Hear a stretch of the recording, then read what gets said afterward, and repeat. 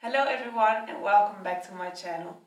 Unfortunately for me today it is very cloudy and maybe you can see that here in my studio it is too dark to paint. I like to work with natural light, so today I was planning to do a still life with apples and to finish the self-portrait I started last week, this one. I still have to do something in the background and I need to make those still lifes for an exhibition. But the weather is against me, so I thought it would be interesting to do another kind of video, just me talking to the camera and showing you my materials. I get a lot of questions about that, and I talk a bit about my materials every now and then during my demos and also in all the demos.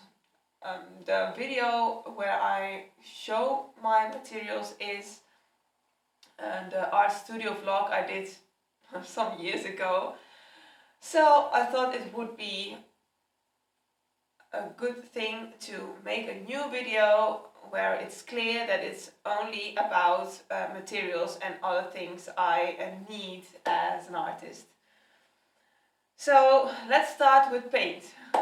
No, wait. Before I start, I wanted to make something clear that if you are an aspiring artist and you are just getting started to pick up a pencil, I highly recommend not to invest in any painting materials because it's kind of useless when you're trying to learn how to paint, for example, from life, to start getting into color when your drawing skills are not there yet. So the only thing you would need is some sketching materials. When I started doing the art academy, I had painted every now and then, but almost never. What I liked to do the most was drawing. So when I was, I think, like 14 years old, I started drawing also from life, just myself in the mirror or some things I had in my room.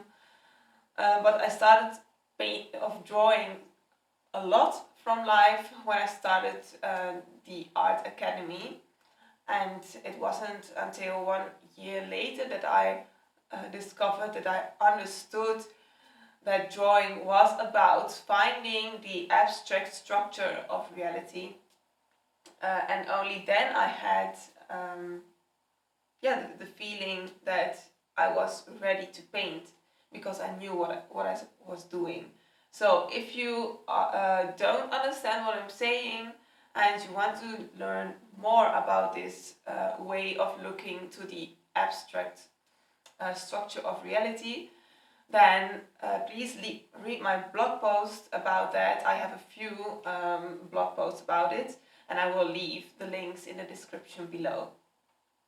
So, also another thing before I start, if you are looking for a place where you can learn to paint in a very traditional way, so maybe portrait, layered, with a lot of detail, then you are in the wrong place because that's not what I like to do, and I don't teach you that either. So this channel has become a kind of mix between demos I posted earlier and these new videos in which I'm showing just what I do and sharing my thoughts and feelings about what keeps me busy.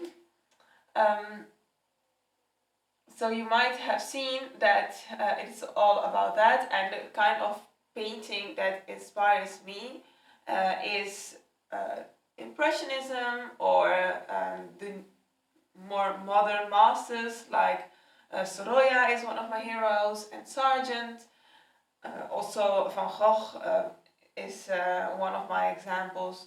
So that is also, I think you can see that a bit in my painting. I work a lot from life, and I prefer to work in an efficient way with a lot of paint.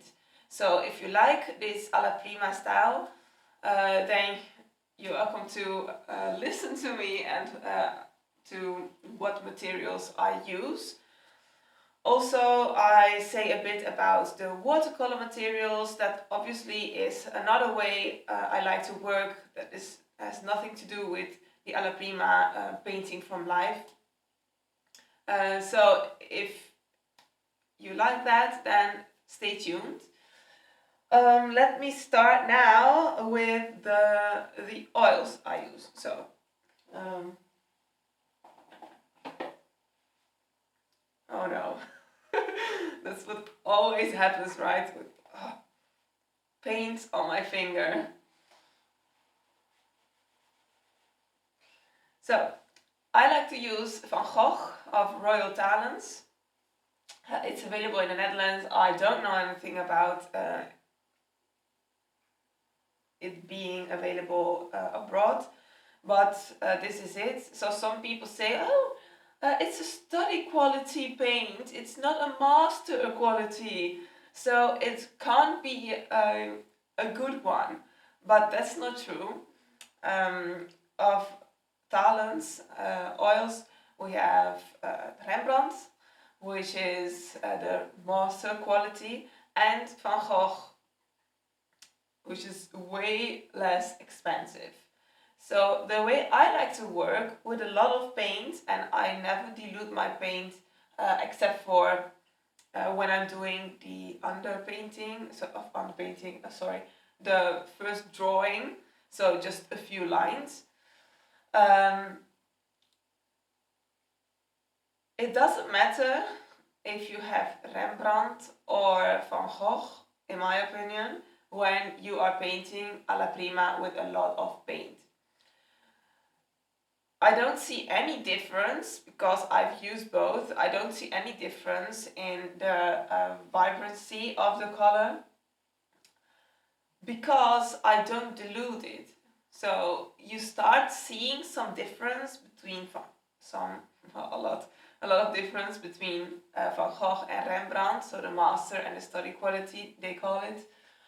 When you start diluting and painting in diluted layers, so then you see that Rembrandt has really this strong quantity of pigment, and less so the Van Gogh.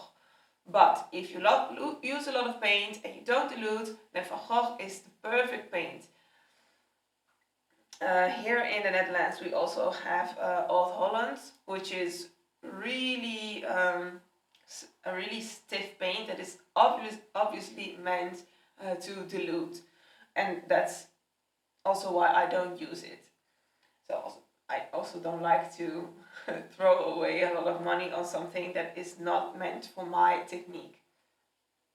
Almost all my colors are of Van Gogh, but I always look at the light fastness, I think it's called in English, which are the 3 pluses or stars on the tube. So that means that the colors will stay as they are painted for I think more than 200 years. However, Van Gogh has certain colors I like to use that don't have those 3 pluses, and those are alizarin crimson and viridian. I think also when I paint outside, for example at the coast, and then I like to use violet, cobalt violet too, and that I have of Dalerani Georgian. So this is also affordable and good quality paint. So I always look at those 3 pluses or little stars that are on the tube. Now, my palette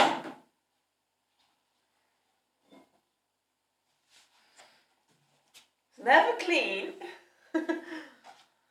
and it consists of, well, this is usually what I like to use.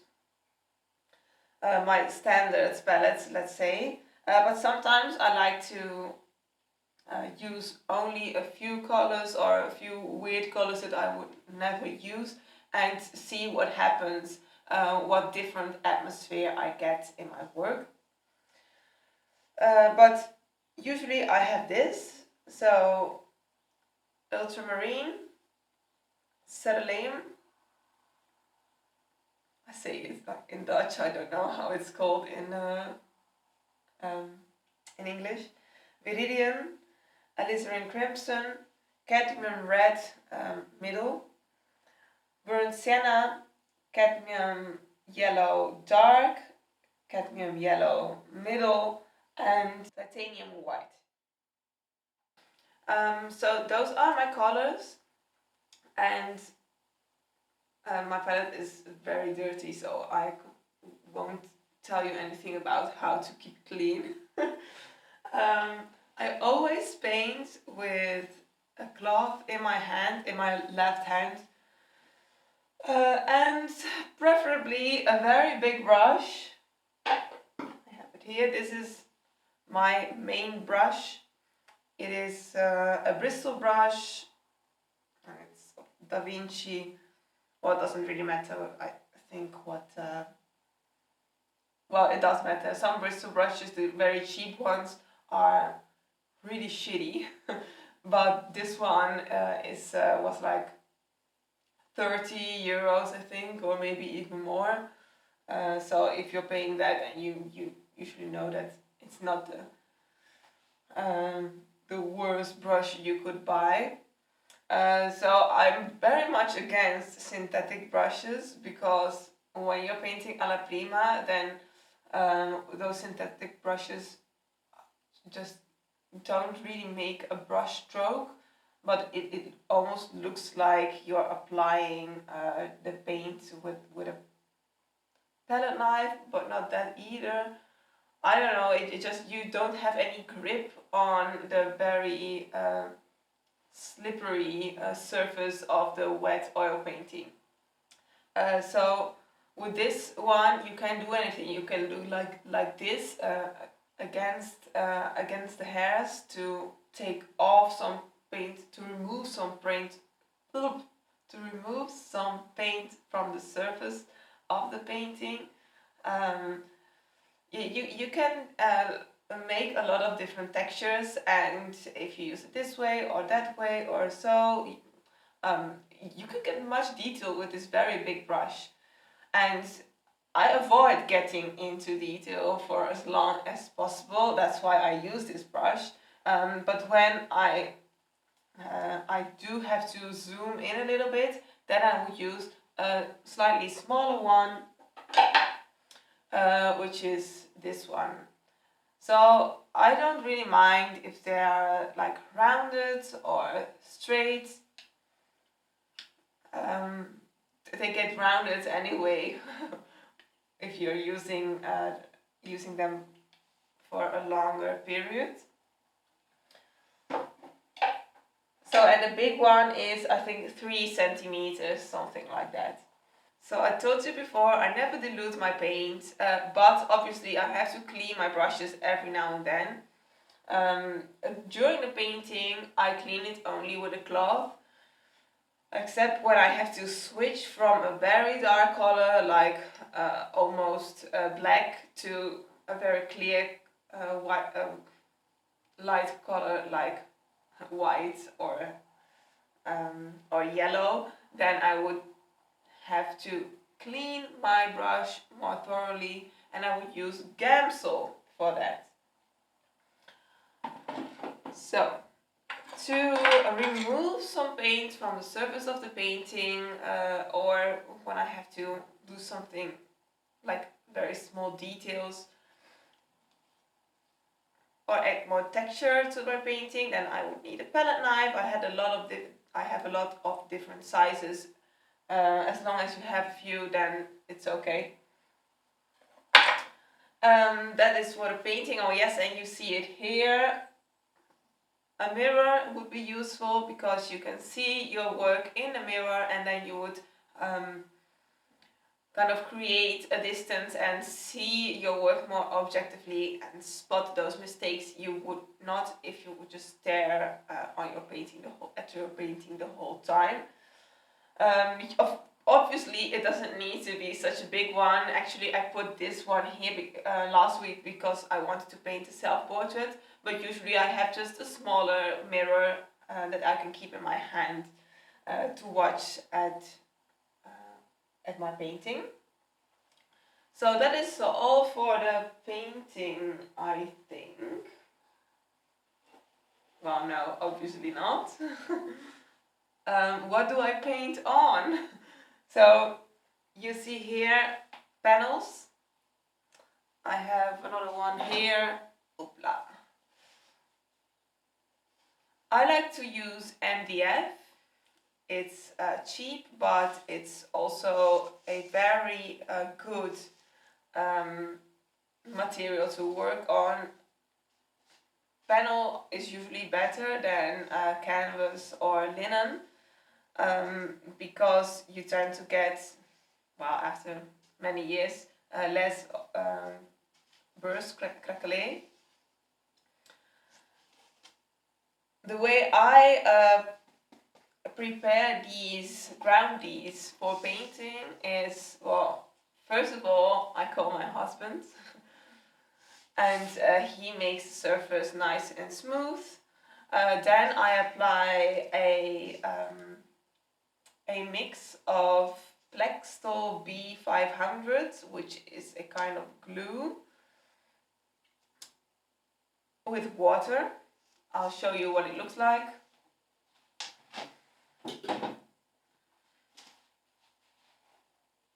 So this is the mixture of water and Plextol. And I apply it on all sides.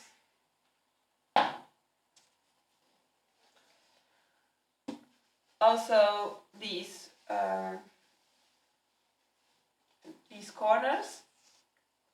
And then I do 2 layers of gesso, just white. You could also make the gesso grey if you want, but I like to keep everything nice and easy, so the gesso I buy is white and I just leave everything white. That is what I like to use, but when the paintings become too large, so for example I made some paintings that were 2 meters high, then obviously it would become too heavy, so I use linen. It was Brussels linen, like the very fine one, not the very rough linen. So if you want to paint a very large painting from life, or even not from life, it doesn't really matter, I think, then I really recommend using very long brushes. So the first time I saw those long brushes was when I went to the Sorolla Museum in Madrid with my mother. I saw those in a corner in a beautiful vase, and those were like really long brushes, but you can't buy them here, and there's no need to, because you can just put a bamboo stick on them. So my husband attached this bamboo to the brush, and so it is very, very, very long, and you can just use it to look and paint from a distance. I think it's much easier that way to get all the proportions right. So when you are painting something very large, it is like 2 meters high, and you're just too close all the time, then you can't see the whole image, and that's no good.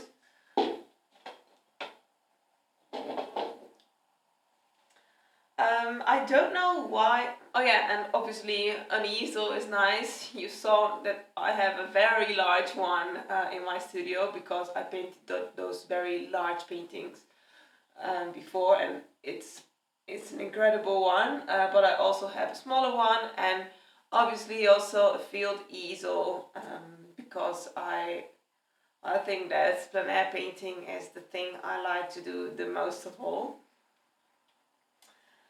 And I don't know why I started with all the painting materials when obviously the most important thing to start with is the drawing materials. So I'm quite boring when it comes to the materials. I don't experiment much. I always use a 6B pencil. This one is from Staedtler. I used other ones as well.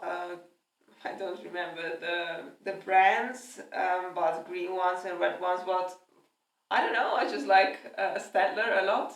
So 6B is what I like the most because you can get very dark. Some people have said to me that they thought my drawings were made with charcoal because they were so dark, but no, it's just graphite pencil 6B. So 8B tends to be more to, I don't know, I just get my hands too dirty. Also a pencil eraser.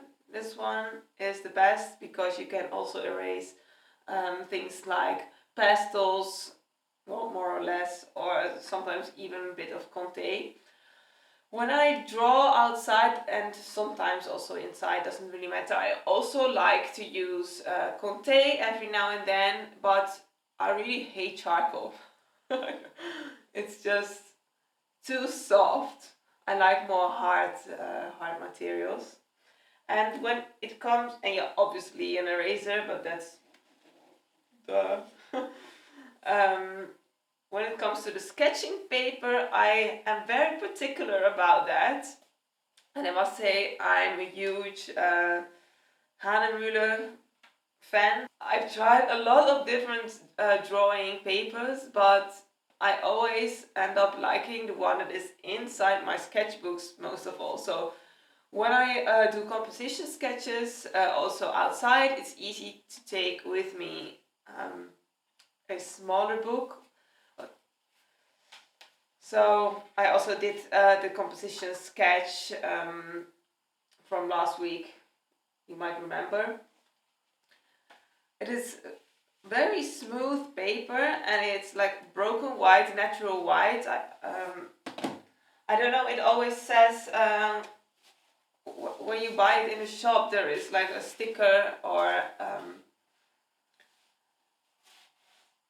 the packaging that says what is the weight of the paper. I don't really remember, but these are my all-time favorites. But if you don't like the natural white, then I have some other paper by Canson, and that's a bit more structured, but I like that too. But I don't know, I feel that when I draw in my sketchbooks, because the surface is very smooth, I can just go on adding more deeper values without getting that very shiny effect you get with more raw paper. But obviously when you want to use something like Conte crayons, then a bit more rough grain is better. I would never use that in my Hahnemühle sketchbooks. So that is for drawing. Yeah, we're already done with the drawing materials. When it comes to watercolor, then painting outside, I like to use the rough grain, so the orange one of Arches, I don't know, it's like Arche, right, because it's French. This is what I like to take with me outside because it's the right size. But when I do the larger watercolors, so for example, these ones you see here that I made for my picture book, then I like to use Hahnemühle again. So it's Hahnemühle copper plate. So it's meant for, not really meant for watercolor, I think, but it works great. I get the same effect I get with Arche, the way the paint dries, and yeah, I don't want to change anymore. So I think Ash also sells very large uh, pieces of sheets of paper,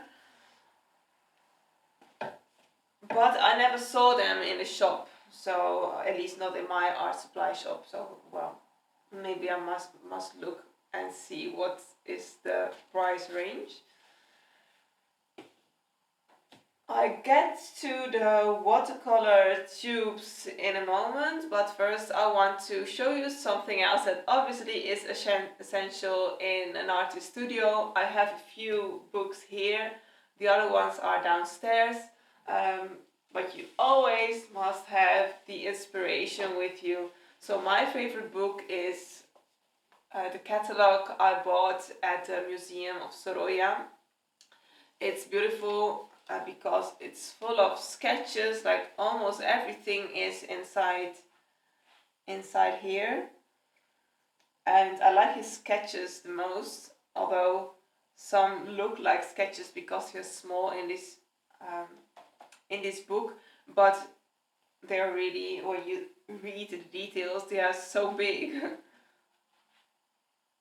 So it's great. All his plein air works.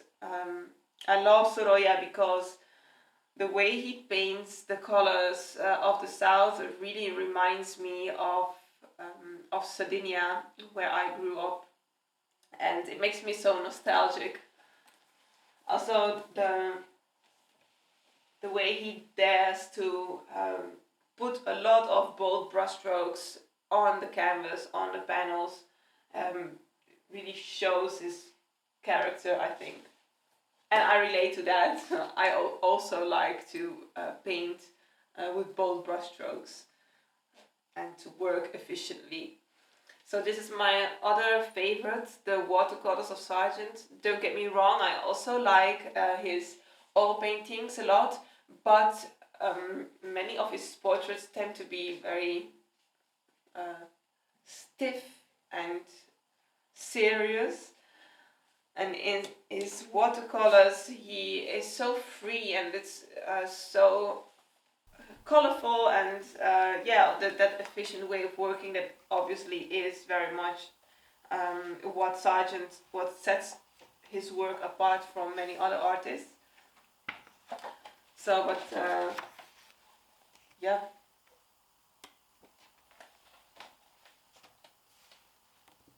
Sometimes I forget looking inside these books, but then when I look at them, I think, oh yeah, that's the way I should do it, even though I can't.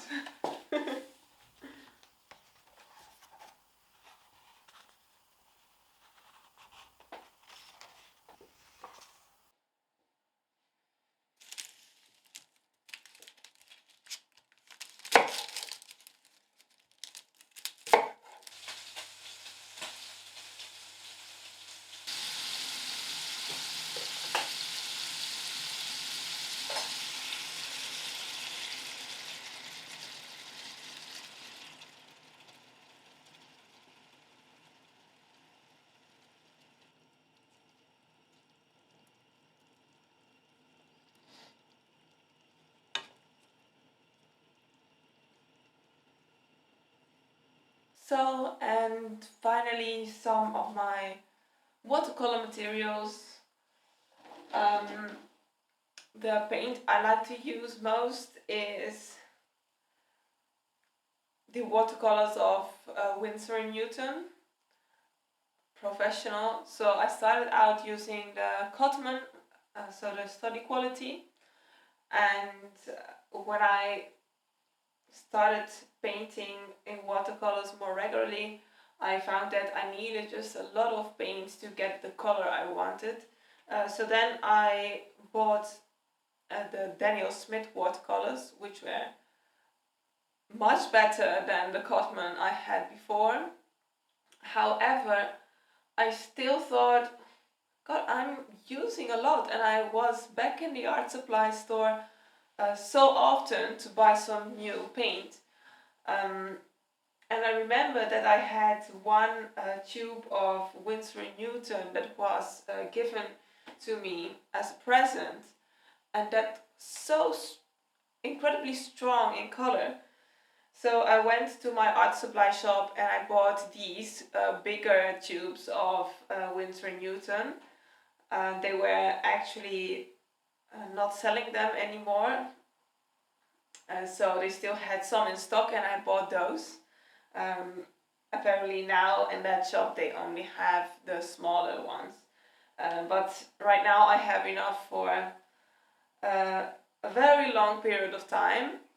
So here is my palette, my watercolor palette. The colors I like to use are the cadmium yellow, alizarin crimson, and yes, sorry, permanent rose. Sometimes it changes.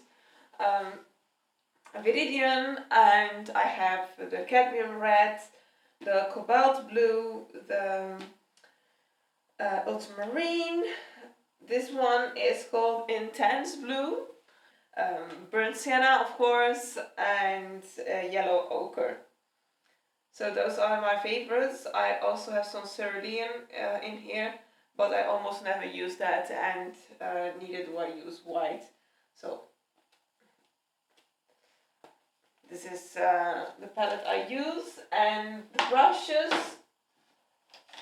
I am quite a fan of the Hake ones. So these of goat hair. I like it because they absorb a lot of paint, and yeah, they are perfect to make a kind of cloudy background. But the hairs come out after a while, and you see a lot of hairs in your watercolors. That's a disadvantage. And for some more detail, I have I think it's just synthetic, yes, just a synthetic brush. And this one is, I think, well, actually, I don't know, maybe squirrel or another fluffy animal. I didn't buy it myself, but it was my grandmother's. So this is also like the Hake brushes. It just sucks up a lot of water, even more than a Hake does. But you have to be a lover of very wet watercolors. So this box of pastels was given to me by my grandmother. Meanwhile, I also bought some colors myself.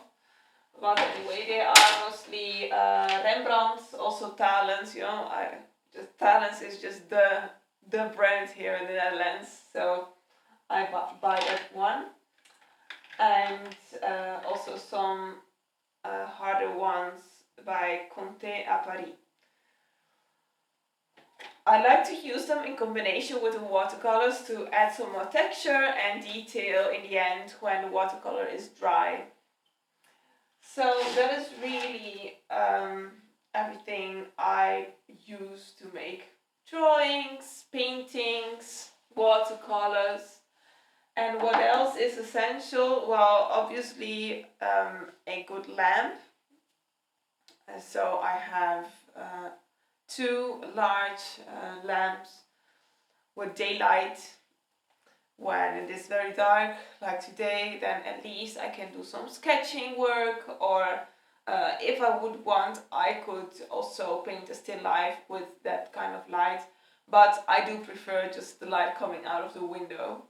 Also, a lot of old cloths or old clothes. What I also like to do is to clean my dirty brushes with an old towel that's becoming too scruffy, let's say, because it absorbs very well the oils in the brush. And yes, I think that's mostly it. So yes, those were my essentials in my studio. Obviously, when you go outside, you need the same things, but maybe also a little chair when you're going to draw. Usually when I paint outside, then I just stand up. I don't like to sit, but when I'm going to draw, I like my sketchbook to be on my knees. So I hope you found this interesting, and next week I would really prefer to make a video of my painting process, and I will hope for better weather. I was already thinking to maybe tomorrow I'll also have a working day to go and paint outside and just make a still life outside where at least I have enough light. Well, we will see. In the meantime, I will do all other things art related and some administration and boring things that I won't bore you with. So I'll see you next week. Bye.